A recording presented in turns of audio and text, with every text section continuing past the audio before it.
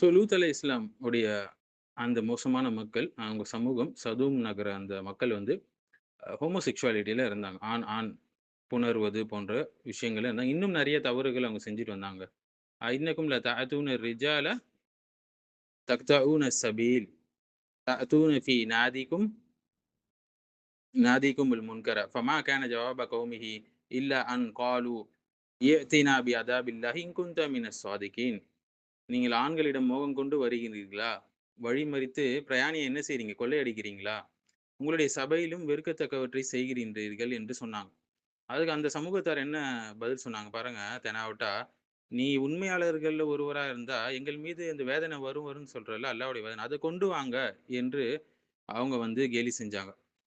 So "தஅதூன ஃபீ நாதீகுமுல் முன்கர" என்று சொல்லும்போது, தாம உங்களுடைய சபைகள்ல வெறுக்கத்தக்கவற்றை செய்கின்றீர்கள் என்று லூத் அலைஹிஸ்ஸலாம் அவங்களுக்கு மறுப்பு குடுத்தாங்க. அது என்ன வெறுக்கத்தக்க விஷயம் என்று சொல்லும்போது, முஃபஸ்ஸிரூன்கள் பல விஷயங்களை சொல்றாங்க.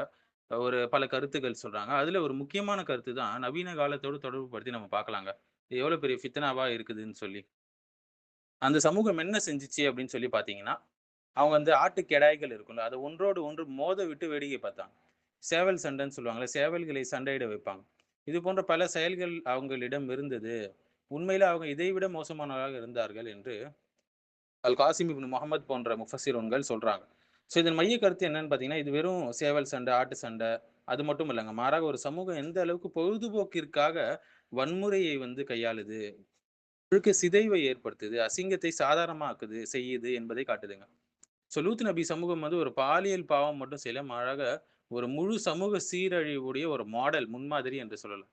அல்லாஹ் குர்ஆன்ல லூத் நபியுடைய சமூகத்தை கண்டிக்கும்போது, அவங்க செஞ்ச ஒரு குறிப்பிட்ட பாவத்த மட்டும் குறிப்பிடல. அவங்க ஒரு முழுமையான சீரழிவையே உருவாக்கிட்டாங்கன்னு சொல்லி சொல்றான். அநாகரிகமாகட்டும், வெட்கமின்மையாகட்டும், அவங்க பொது சபையில வந்து காற்று பிரிதல், அது வந்து வெட்கப்படாம செய்வாங்களாம், சத்தமாக. ஸோ இதெல்லாம் சொல்லி காட்டுறாங்க.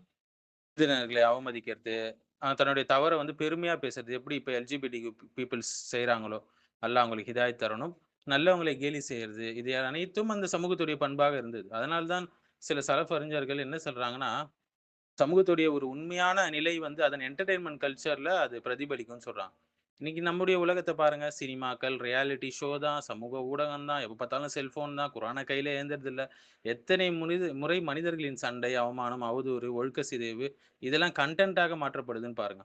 முன்பு மக்கள் சேவல் சண்டைய பார்த்து மகிழ்ந்திருந்தாங்க. இன்று கோடிக்கான மக்கள் வந்து மனிதர்களுடைய சண்டை, குடும்பங்களுடைய பிரச்சனை, பாலியல் சர்ச்சைகள், பிரபலங்களுடைய தனிப்பட்ட பாவங்கள், கிசுகிசுக்கள் இதை பார்த்து தான் மகிழ்றாங்க. தொழில்நுட்பம் மாறிடுச்சு. ஆனா நோய் மாறல.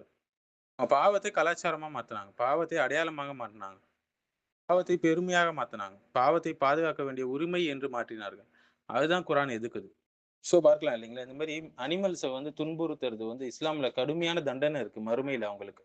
இம்மையிலும் அவங்களுக்கு தண்டனை இருக்கு. இதெல்லாம் ஹராமான விஷயங்கள். பொழுதுபோக்குக்காக உயிரினங்களை வதைப்பது. அதுக்கு காயம் ஏற்படும், மரணம் ஏற்படும். அல்லாஹ் ஒப்படைத்த அமானத்துக்கு எதிராக போறது இதெல்லாம். இன்னும் சொல்லப்போனா தமிழர்களுடைய பாரம்பரிய வீர விளையாட்டுகள்ல ஒன்றாக சேவல் சண்டையும், ஆட்டுக்கடாய் சண்டையும் சொல்லுவாங்க. இன்னைக்கு கூட அது நடந்துட்டு இருக்குது. கிராமப்புறங்கள்ல, திருவிழாக்கள்ல அது முக்கியமான ஒரு இடம் பிடிச்சிருக்கு. தமிழர்களுடைய கலாச்சாரத்தோட அடையாளமாகவும், கால்நடை வளர்ப்பு மற்றும் வீரத்துடைய வெளிப்படையாக இதெல்லாம் அவங்க பார்க்குறாங்க. இது சங்க காலத்திலேருந்தே இந்த விளையாட்டு இருக்குன்னு சொல்லி சொல்றாங்க. 5ஆம் நூற்றாண்டை சேர்ந்த தொண்டர்கள்லாம் சொல்றாங்க இது செஞ்சதாக. இதுக்காகவே பிரத்யேகமா ஜாதி சேவல்லாம் வளர்ப்பாங்க இல்லைங்களா? பல ஊர்கள்ல இது இருக்கு. சேவலுடைய கால்ல கூர்மையான கத்தி கட்டப்பட்டிருக்கும். அது நடுவுல விட்டப்பட்டிருக்கும். அதிக நேரம் சண்டை போடும். அதுல காயமின்றி தாக்குப்பிடிக்கக்கூடிய சேவல் வந்து வெற்றி பெற்றதாக அறிவிக்கப்படும். அதுக்கு பிரைஸஸ்லாம் வைப்பாங்க. கேம்லிங் கூட நடக்கும். அதை வச்சு சூதாட்டம் கூட நடக்கும்.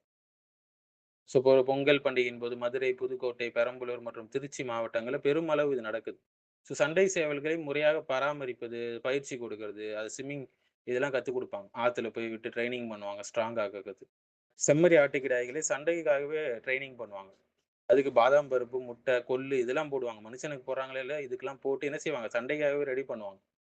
எந்த ஆடு வந்து அதிக முறை சளைக்காம முட்டுதோ, அல்லது மற்ற ஆடு திரும்பும் வரை தாக்குப்பிடிக்குதோ, அந்த ஆடு வெற்றி பெற்றதாக அறிவிப்பாங்க. பிரைஸ் அமௌண்ட் வேற அறிவிப்பாங்க. இதெல்லாம் ஊருடைய நடுவுல திறந்த வெளியில நடக்கும். இதெல்லாம் தவறான விஷயங்கள். ஏன்னா மனிதர்கள் மத்தியில இப்படி செஞ்சா ஒத்துக்குவாங்களா? மோசமான விஷயங்கள் இதெல்லாம்.